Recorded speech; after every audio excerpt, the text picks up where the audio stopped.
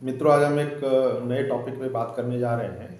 अक्सर मेरे पेशेंट मुझसे पूछते रहते हैं कि देसी चिकन खाएं कि ब्रॉयलर चिकन खाएं, दोनों में बेटर कौन सा है। तो देखिए, देसी चिकन जो होता है ये ओपन स्पेस में इनका ग्रोथ होता है।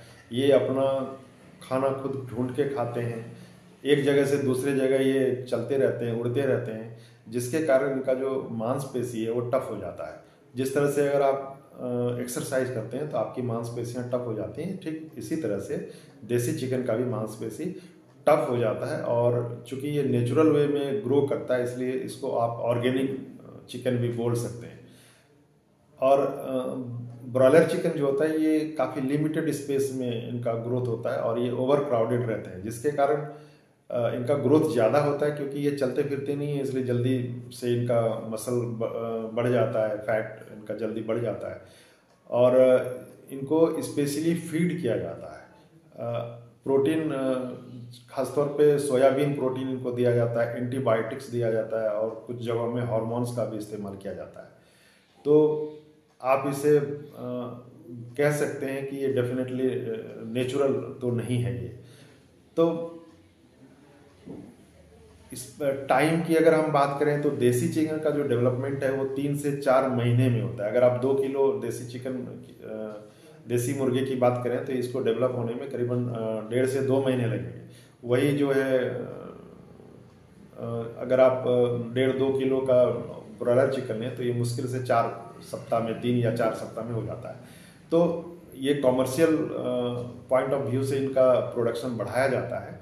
तो जो हेल्थ कॉन्शियस पीपल हैं उनके लिए ये कंसर्न है कि ब्रॉयलर चिकन में एंटीबायोटिक्स का यूज होता है, हार्मोन्स का यूज होता है और इनको जब एक्स्ट्रा फीडिंग दी जाती है। तो ये डेफिनेटली बहुत अच्छा देसी चिकन की तुलना में नहीं है। ये क्यों नहीं है, आइए हम उस पर भी आगे प्रकाश डालते हैं।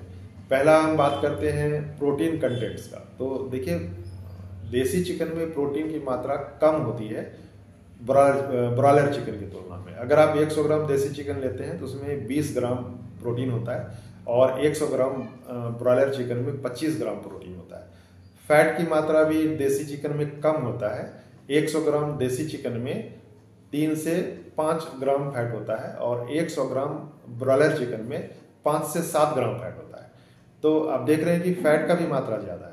तीसरा हम आते हैं ओमेगा 3 फैटी एसिड्स में। ओमेगा 3 फैटी एसिड्स हमारे स्वास्थ्य के लिए अच्छा होता है, हमारे ब्रेन के लिए अच्छा होता है, हमारे हार्ट के लिए अच्छा होता है। तो देसी चिकन में ओमेगा 3 फैटी एसिड्स ज़्यादा होता है और ब्रॉयलर चिकन में ओमेगा 3 फैटी एसिड्स कम होता है।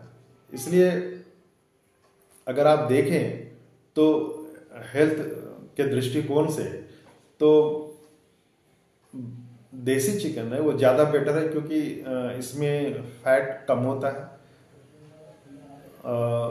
हार्मोन्स का इस्तेमाल नहीं होता, एंटीबायोटिक्स का इस्तेमाल नहीं होता है, ओमेगा 3 फैटी एसिड ज़्यादा होता है।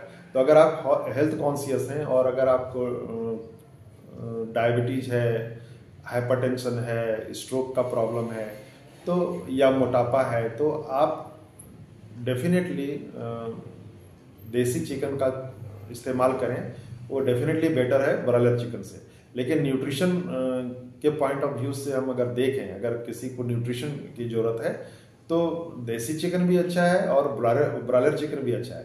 तो इसका ये बिल्कुल मतलब नहीं है कि ऐसे लोग जिनको डायबिटीज मेलाइटस है, हाइपरटेंशन है, स्ट्रोक है, वो ब्रॉयलर चिकन का इस्तेमाल नहीं करें। लेकिन ये आपके विवेक पर है कि आप उसको इस्तेमाल करते हैं कि नहीं करते हैं। अगर आप इस तरह के डिजीज के शिकार हैं तो ये, अगर आप हेल्थ कॉन्शियस हैं तो आप डेफिनेटली देसी चिकन का ही इस्तेमाल करें।